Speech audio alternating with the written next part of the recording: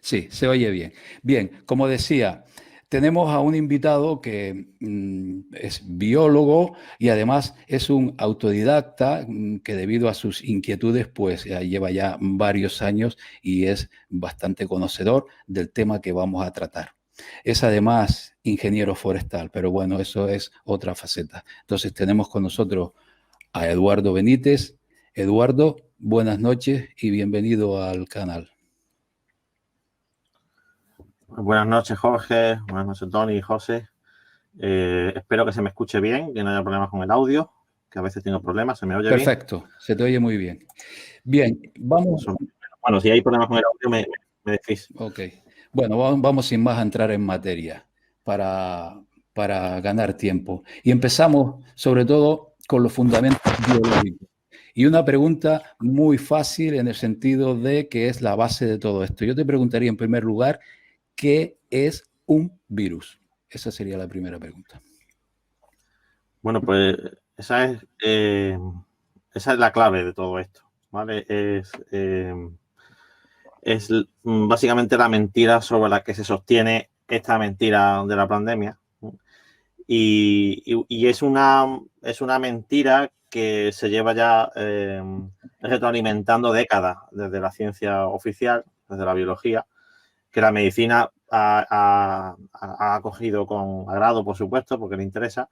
A la medicina convencional no entendemos, ¿no?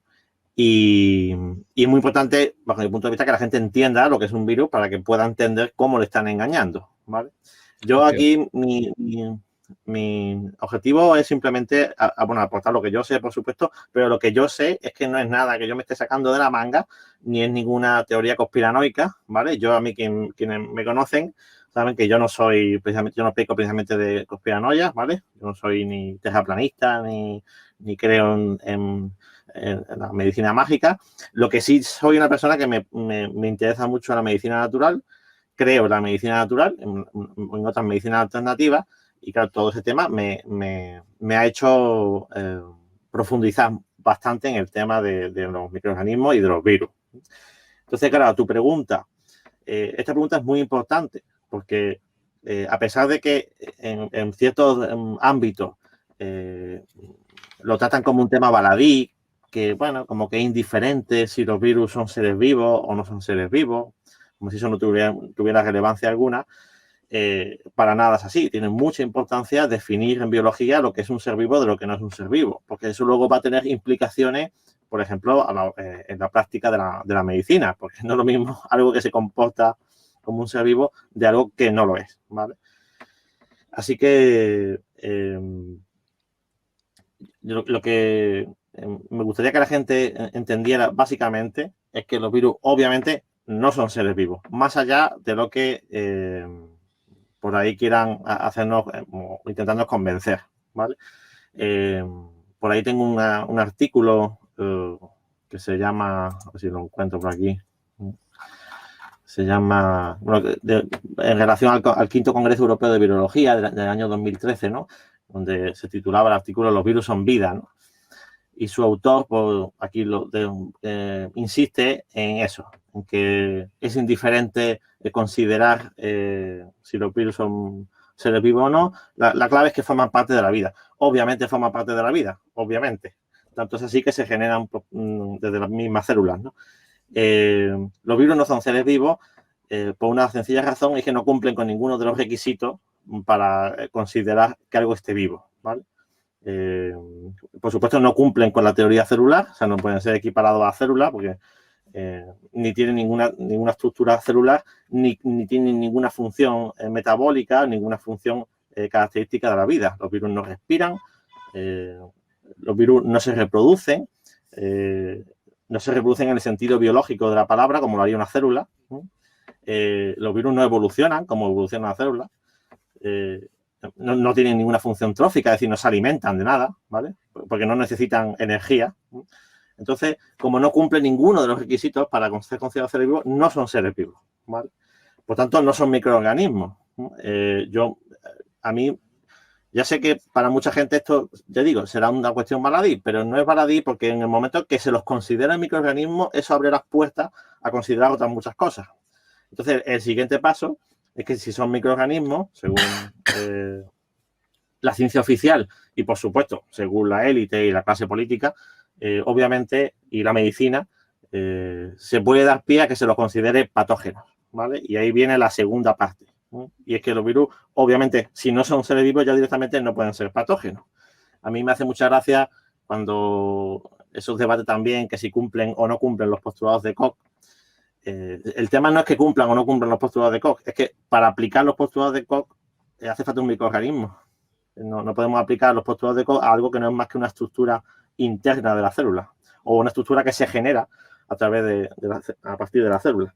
Disculpa, Entonces, disculpa. ¿Quieres decir que los postulados de Koch no tienen nada que ver con organismos muertos, no? ¿Es así? claro, no tiene nada que ver con la materia inanimada. Para Ok. aplicar los postulados de Koch hace falta algo que sea capaz de reproducirse.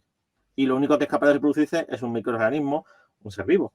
Los virus no son capaces de reproducirse, ¿vale? Entonces, los postulados de Koch no se le pueden aplicar. Pero bueno, aún así, si quisiéramos dar por hecho que son microorganismos y le aplicáramos los postulados de Koch, los postulados de Koch obviamente no se cumplen con los virus.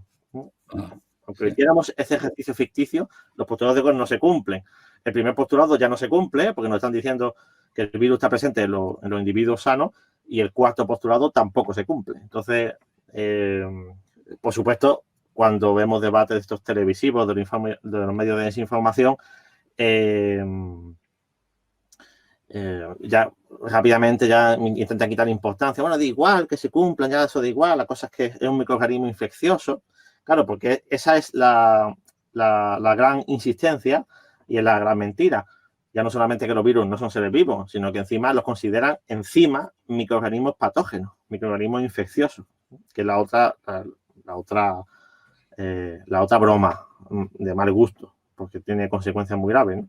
Obviamente, los virus, como no son microorganismos, no pueden ser considerados agentes infecciosos, pero bueno, si observamos o lo que se considera según la teoría de la infección, tampoco cumplirían en ninguno de los requisitos para que se considere un organismo infeccioso. Entre otras cosas, porque tampoco, como no se reproduce, pues tampoco puede ser un organismo infeccioso, ¿no? Sin embargo, la medicina actual los considera agentes infecciosos con todo lo que ello acarrea, ¿no? En términos de salud, ¿vale?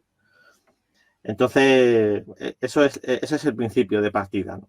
Que los virus no son seres vivos, los virus no son patógenos, ¿no? Y por tanto no pueden ser tratados como tales, y no, sobre todo a nivel médico, no pueden ser tratados como si fueran patógenos, ¿no? Que es lo que se está haciendo.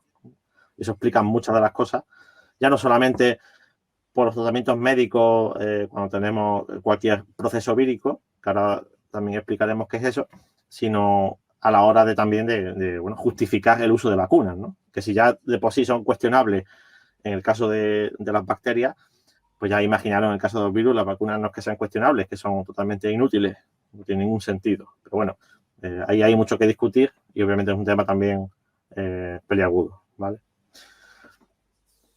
Ok. Tony, ¿alguna pregunta?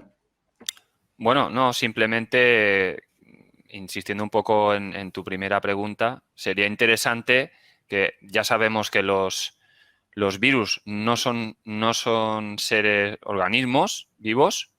Entonces, lo que se conoce o a lo que se le da el nombre de virus, ¿de dónde proviene realmente? ¿En qué nos deberíamos centrar para identificar lo que se llama virus? Pues sí, Tony, el tema es que mucha gente dice que los virus no existen.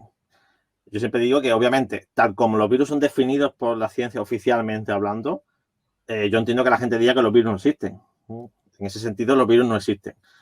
Pero vamos, tal como yo entiendo que son los virus, y que en parte es lo que a mí me han enseñado también, que no es que yo me lo invente,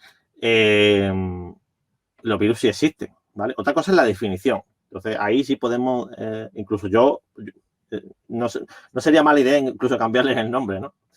Pero bueno, el tema es que los virus, tal como yo los entiendo y como también ahora los vamos a explicar cuál es su funcionamiento, yo entiendo que existen, ¿vale? Eso también es un tema importante porque yo veo que la gente está muy dividida, ¿no? Porque hay gente que dice que los virus no existen, los virus existen, pero no son lo que son. Los virus sí existen, son microorganismos, pero aún así la pandemia es falsa. O sea, hay tanta variedad de opiniones al respecto. Yo creo que nos deberíamos poner un poco en común, ¿no? Para tener un discurso común, ¿no? A la hora de rebatir todas estas mentiras, poder rebatirlas con más eficiencia, ¿vale? Entonces, en ese sentido, los virus existen. Fijaros que los antiguos griegos los virus lo entendían como un veneno.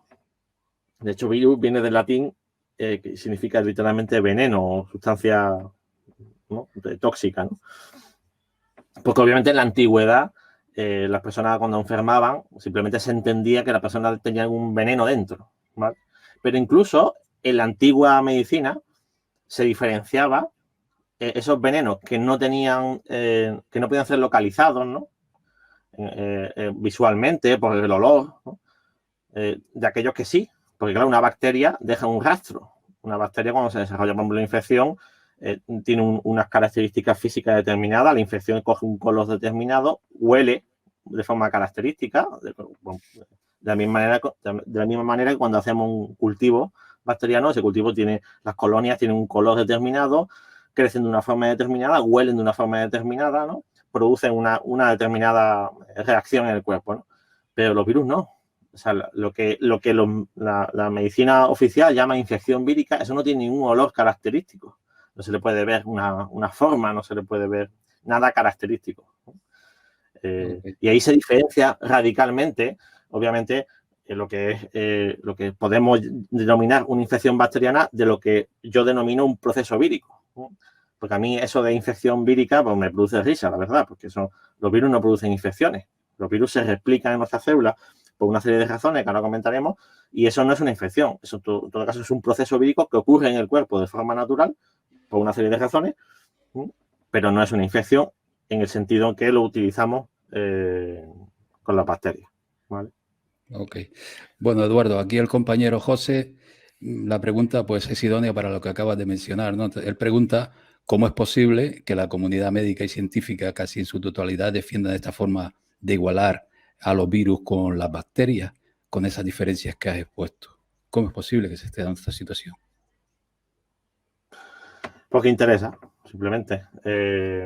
Cuando yo el artículo al que antes he hecho referencia, el autor, bueno, pues forma parte del Instituto de Investigación Agraria y no sé qué dónde más, que obviamente a la medicina oficial le interesa que los virus sean considerados patógenos y por tanto se establecen estas definiciones y estas diferencias para mantener todo lo que ello conlleva, ¿no? Si los virus fueran considerados tal como yo estoy describiendo, que no es que justamente yo lo describa, hay autores bastante antiguos y gente dentro de la ciencia moderna, de la nueva biología, que en realidad no tiene nada de nueva, la de siempre, ¿no? Que consideran que esto obviamente, que los virus no son lo que nos están contando, ¿no? Pero bueno, económicamente interesa que el virus sea considerado un patógeno y obviamente dedican mucho esfuerzo, mucho dinero, mucha energía en hacerlo así creer. ¿Y qué piensas con respecto? Quería decir, porque antes... Sí, adelante. Dime. Adelante, sí. No, dime. Bueno, lo mismo, ¿qué piensas entonces con respecto a este comportamiento de la comunidad médica, ¿no?, en general? ¿Y cuáles son los propósitos que hay detrás?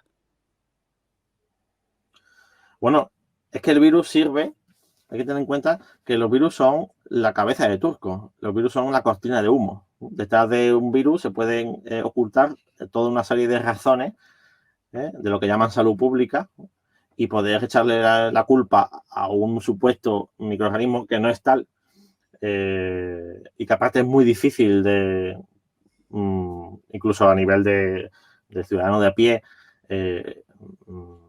verlo actuar, ¿no? Porque los virus, obviamente las bacterias tienen más, los hongos, los parásitos son más, digamos, más detectables, ¿no? Pero el virus es algo, es una entelequia realmente, ¿no? Tal como te lo cuentan, es una entelequia y entonces se pueden construir grandes mentiras en base a ellos, ¿no?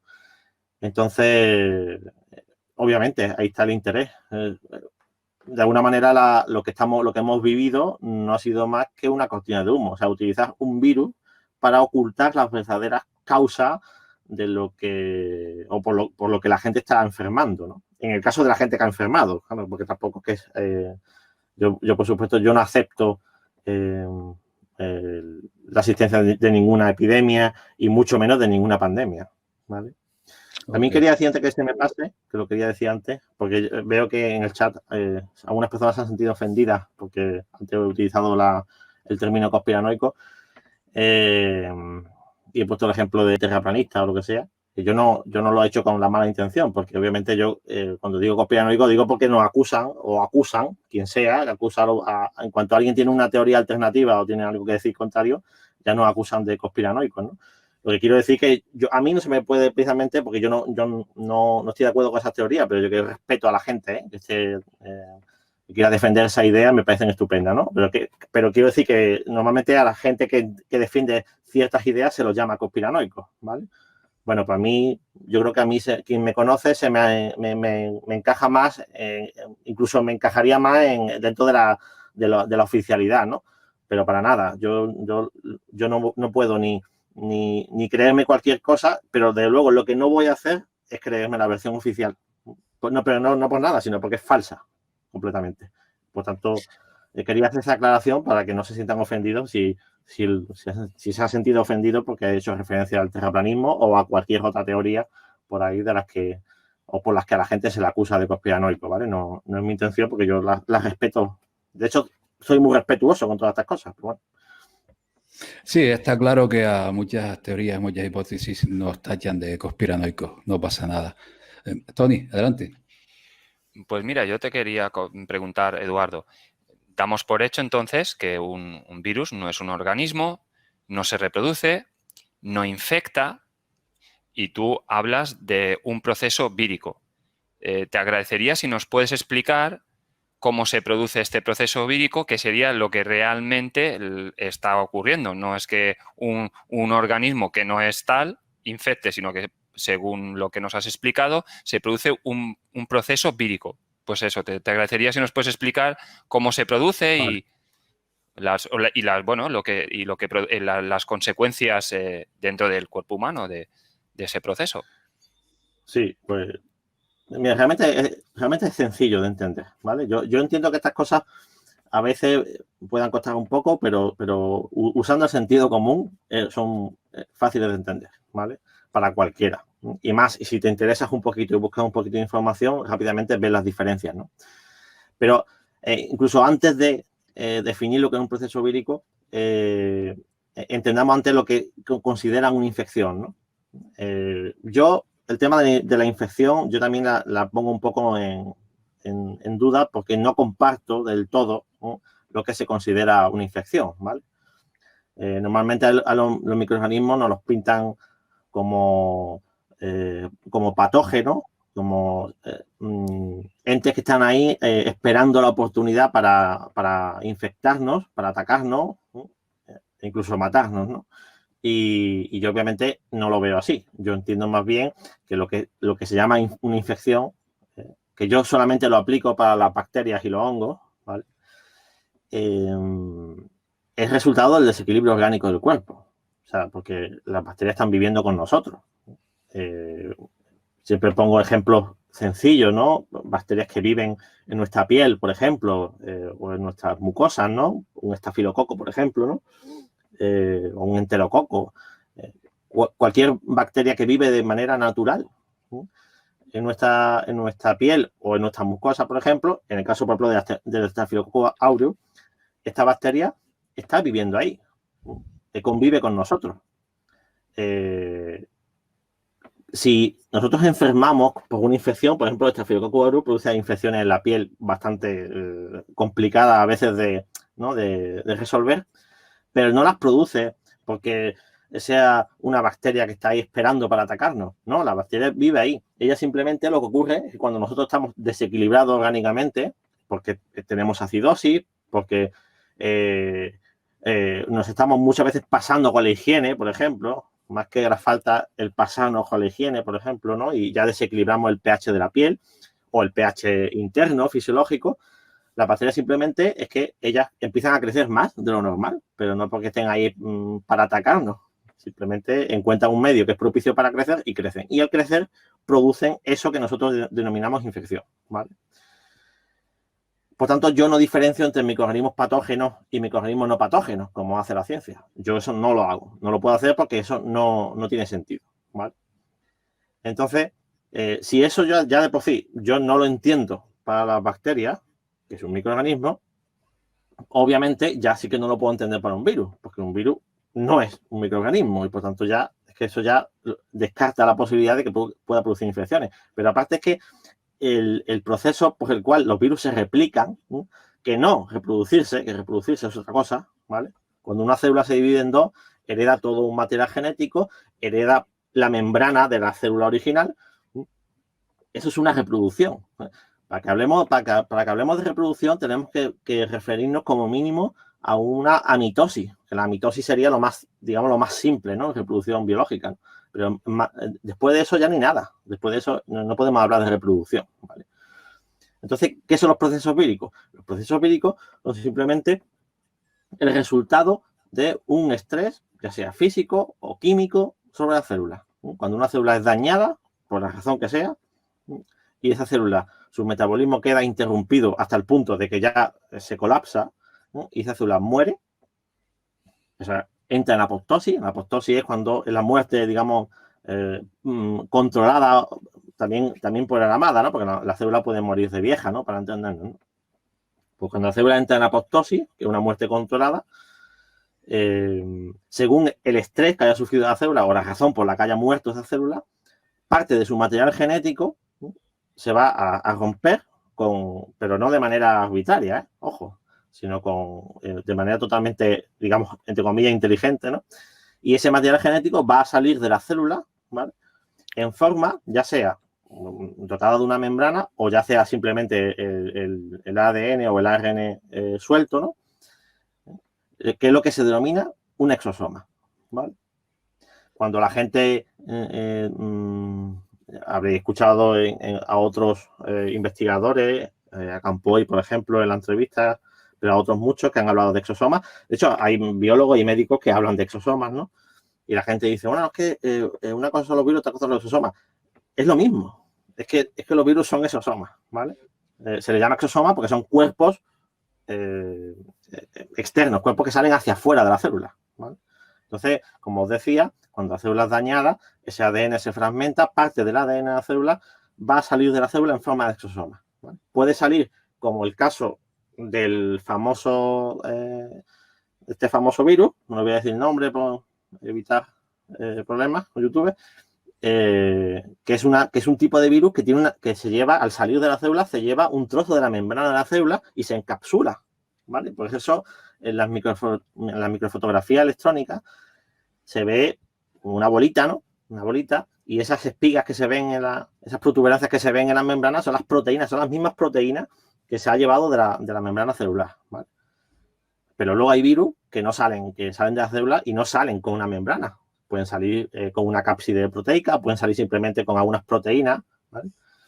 Hay muchos morfotipos distintos de partículas víricas, que es como se le debería llamar, ¿vale? Y ya, como digo, son el resultado de ese estrés que ha sufrido la célula, ¿vale?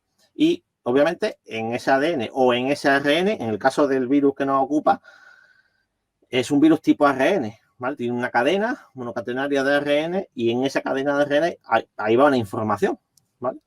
Una información concreta que guarda relación con el daño o la razón por la que la célula murió, ¿vale? Okay. Yo siempre pongo...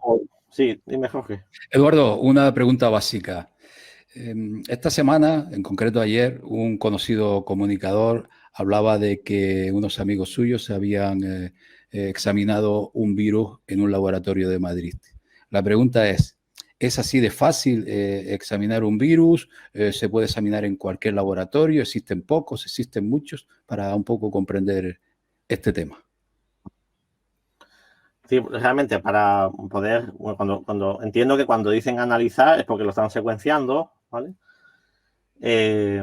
Porque realmente con un virus lo que puedes hacer es eso, es secuenciarlo y poder leer la información que lleva, ¿vale? Aunque luego eso es difícil interpretarlo ya a nivel fenotípico, a nivel de la función que llevaría el virus, ¿no?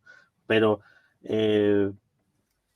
realmente se puede hacer en un laboratorio bastante sencillito, ¿no? En casi todas las universidades, que tampoco hace falta, vamos, bueno, son cosas relativamente caras, ¿vale? Pero que sí, como que se pueden estudiar los virus en casi cualquier laboratorio, ¿vale? Otra cosa es que los laboratorios que se dedican o que sabemos que detrás está el tema de las armas biológicas y todo eso, que tienen medidas de seguridad muy fuertes, pero eso es otro mundo, ¿no? Es otro tipo de instalaciones, ¿no? Pero aquí realmente en casi cualquier laboratorio con unos medios mínimos para secuenciar un virus hace falta un par de aparatos, no hace falta más. Pero es más el proceso, ¿no? Que es un proceso tedioso, largo y delicado, ¿no? Pero en cuanto a instalaciones se puede hacer perfectamente. Eso no tiene nada de extraño, ¿vale? Ok. Bien, pues continúa, que te interrumpí y vas a seguir por Sí. otro apartado. Adelante. Sí. Entonces, siguiendo con lo de los procesos víricos, mira, en biología siempre se utiliza el principio de parsimonia, ¿vale? Es lo que llaman la navaja de Ockham, por otro lado, ¿no? Que simplemente el principio de parsimonia dice que de todas las hipótesis posibles para explicar un fenómeno, siempre se debe escoger la más sencilla, ¿vale? No la más simple, no, la más sencilla, ¿vale? Porque hay una diferencia fundamental entre simple y sencillo, ¿vale? Simple es un concepto reduccionista, porque simple viene de lo complejo, por tanto hay una dirección de lo complejo a lo simple, pero sencillo, algo sencillo no tiene una dirección, no tiene un proceso. Lo sencillo es sencillo per se, ¿vale? Por tanto, para evitar conceptos reduccionistas que no, seguramente van a interferir en las conclusiones de las cosas, ¿no? Es importante ver esa diferencia, ¿no? Entonces, de todas las hipótesis posibles, hay que escoger la más sencilla, ¿vale? Entonces, yo a todos los que nos están escuchando, yo les diría, vamos a ver, una cosa, vamos a llamarle cosa, ¿no? Que no está viva, ¿vale? Que lleva ADN de tus propias células. Que en los casos que tienen membrana, la membrana es de tus propias células, ¿vale? Y que sabemos que están implicadas estas cosas, ¿vale? En la transmisión horizontal de ADN, es decir, que los virus a lo largo de la evolución han participado en que los genes pasen de unos individuos, bueno, de unas células a otras, de unos individuos a otros dentro de la misma especie y de unas especies a otras. Porque el ADN no solamente pasa de generación a generación, es decir, cuando una célula se divide en dos, de la célula madre a las dos hijas, ¿no? O cuando dos animales o dos plantas pues tienen semillas o tienen cría, y ahí pasa el ADN, ¿no? De unos individuos a otros. No solamente hay otra vía que es lo que se llama la transmisión horizontal de ADN, ¿vale? Yo le invitaría a la gente que nos está escuchando que por un momento se plantee, vamos a ver, algo que sabemos fehacientemente, porque, bueno, en el caso de las bacterias se sabe perfectamente, ¿no? Pero por derivación y por lo que se ha visto en nuestro propio, los organismos pluricelulares, algo que está colaborando en pasar información de unos individuos a otros, es coherente, ¿no? Aplicando el sentido común y buscando la explicación más sencilla, ¿es coherente que eso sea un agente infeccioso? ¿Es coherente que eso tenga algo que ver con la enfermedad? Es que no tiene ninguna coherencia. No puede ser la hipótesis más sencilla. Cuando una bacteria, por ejemplo, te produce una infección, porque, por ejemplo, se ha cruzado una cepa distinta, ¿no?, a la tuya, se cruza con las bacterias tuyas que viven contigo, se genera una cepa muy distinta y tu sistema inmune la reconoce, ¿no?, en el tiempo que produce esa infección. Ahí tu cuerpo aprende una información, pero desde fuera. La bacteria no le pasa ADN a tu célula. Pero, sin embargo, los virus sí están pasando ADN entre tus células, entre tú y tu vecino y, por supuesto, entre tú y otras especies, ¿no? En este caso, si son eucariotas, ¿no? Porque hay diferencia también entre tipos de organismos a ese nivel. Entonces, de verdad, pensáis que algo que colabora en la transmisión horizontal de ADN puede ser a la vez un agente infeccioso. Es que ustedes cogéis un estudio que los podéis buscar perfectamente, cualquier estudio, estudios filogenéticos, la filogenia estudia las relaciones de parentesco, ¿no? entre las especies, ¿no? Y cogéis, hay estudios filogenéticos que han cogido a los virus, ¿no? Y han visto que viendo las secuencias de ADN que tienen los virus, pues comparten, se ve que comparten con un montón de especies distintas, ¿no? Entonces, eso lo que te hace ver es que los virus han estado pasando ADN de unas especies a otras a lo largo de la evolución. Entonces, una cosa que hace eso, a su vez, puede ser un agente infeccioso. Y de hecho, esos artículos hablan de los virus como agentes infecciosos y a la vez están diciendo que son transmisores horizontales de ADN. Y yo digo, esto es totalmente psicótico, ¿no? Sí. Es esquizofrénica. Es esquizofrénico porque no tiene ningún sentido, ¿no? Entonces, aplicando el principio de parsimonia y simplemente el sentido común, rápidamente nos damos cuenta de que lo que nos están contando de los virus no es cierto. Y por tanto, si en general lo que nos están contando de los virus no es cierto, lo que nos están contando de la pandemia, pues ya olvídate, ¿no? De hecho, aquí os voy a leer, porque lo tenía por aquí, que es el gran problema también, o uno de los grandes problemas de la ciencia, ¿no? Esto es de un libro que se llama El concepto de ciencia, hablando precisamente del principio de parsimonia, ¿vale? Y, bueno, aquí habla de la física, pero bueno, lo podemos aplicar a cualquier otra rama de la ciencia. Y dice, bueno, traduzco del inglés más o menos, que generalmente cuando una persona no acepta una teoría, no es porque no le gusten las teorías que se emiten, ¿no? Sino porque esa teoría en particular no encaja con sus prejuicios, ¿no? Con sus propios prejuicios. Yeah. Que esta persona describe como el sentido común, ¿vale? Si hay una cosa que el desarrollo de la ciencia del siglo XX nos ha enseñado es que no podemos confiar en el sentido común como criterio para la verdad o falsedad de una teoría física, ¿no? ¿Qué quiere decir este texto, ¿no? Esta cita, ¿no? Pues que hasta el sentido común está sometido al capricho, a los prejuicios. Y el sentido común debe regirse siempre por el principio de parsimonia. Hay que buscar la teoría más sencilla, porque si no, el sentido común también se pervierte y al final se convierte en el criterio que interese a unos intereses de unas élites o unos intereses económicos determinados, y eso es el sentido común, cuando el sentido común es algo mucho más sencillo, ¿vale? Entonces, yo creo que con esto la gente puede entender que un proceso vírico no es lo que nos están contando, no es una infección vírica, no puede ser algo que colabora transmitiendo ADN, transmitiendo, por tanto, información, porque el ADN es información, a su vez sea un agente infeccioso, ¿vale? Ok.